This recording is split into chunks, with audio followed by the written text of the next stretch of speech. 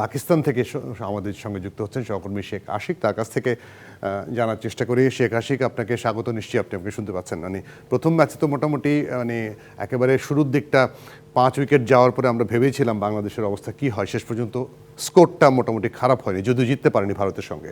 নিউজিল্যান্ডের সঙ্গে প্রস্তুতি কেমন?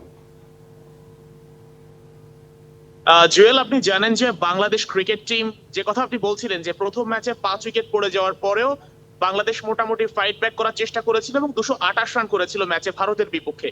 নিউজিল্যান্ডও এই আসরের অন্যতম শক্তিশালী দল এবং নিউজিল্যান্ড প্রায় মাসখানেক ধরে এই পাকিস্তানে আছে এবং গতকালকে নিউজিল্যান্ড দল প্র্যাকটিস করেছে, বাংলাদেশ দলও প্র্যাকটিস করেছে এবং আজকে গতকাল যেহেতু রাতে নিউজিল্যান্ডের প্র্যাকটিস ছিল, তাই আজকে বাংলাদেশ দলকে রাতে প্র্যাকটিস দেওয়া হয়েছে, কারণ ডে নাইট ম্যাচ হওয়ার কারণে প্র্যাকটিস সেশন ভাগ ভাগ করে দেওয়া হয়েছে।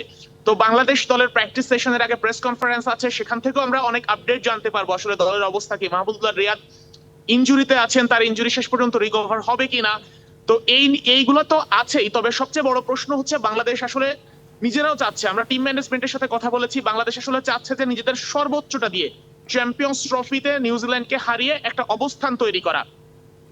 কারণ বাংলাদেশের আসলে প্রথম ম্যাচ হেরে যাওয়া অলরেডি অনেকখানি পিছিয়ে গেছে তারা এই টুর্নামেন্ট থেকে।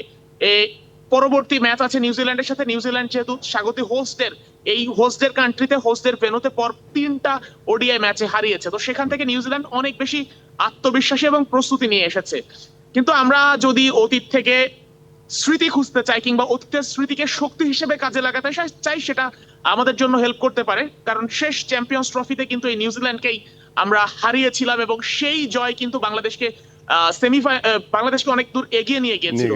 তো সেখান থেকে আসলে বাংলাদেশ টিম চাচ্ছে যে সবকিছু মিলিয়ে আসলে নিজেদের সর্বোচ্চটা দিয়ে নিউজিল্যান্ডকে বাধার হয়ে দাঁড়ানো। নিউজিল্যান্ডের সামনে দাঁড়াতে আপনার কাছ থেকে ওই যে কন্ডিশনের কথা বলছেন না, মানে ডে নাইট ম্যাচ প্লাস কন্ডিশনের সঙ্গে মানিয়ে নেওয়ার জন্য প্র্যাকটিস গতকালও করেছে, আজকেও করছে বা করবে। এখন কন্ডিশন কেমন, মানে আবহাওয়া কেমন, আমাদের ঢাকার মতো নাকি কিরকম? আপনি তো সেখানে আছেন।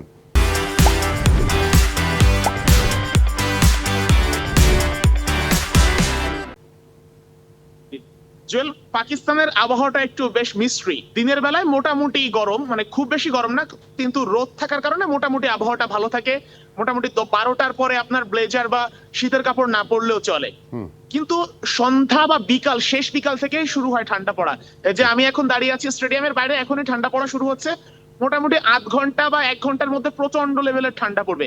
আর যেহেতু ওয়ানডে ম্যাচ, তো একটা টিমকে মোটামুটি পুরো রাতের একটা পার্ট খেলতে হবে, ব্যাটিং করতে হবে। একটা টিম রাতে ব্যাটিং করবে, অন্য টিম রাতে বোলিং করবে। তো যারা আসলে রাতে ব্যাটিং করবে তাদের জন্য যেমন সমস্যা আছে, যারা বোলিং করবে তাদেরও ফিল্ডিং করতে সমস্যা আছে আউটফিল্ডের কারণে।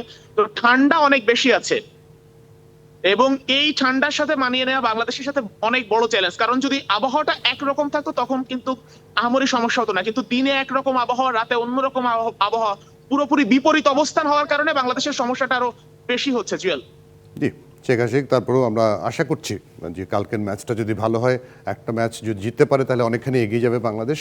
চ্যাম্পিয়ন্স ট্রফি নিয়ে তো অনেক ধরনের আশা।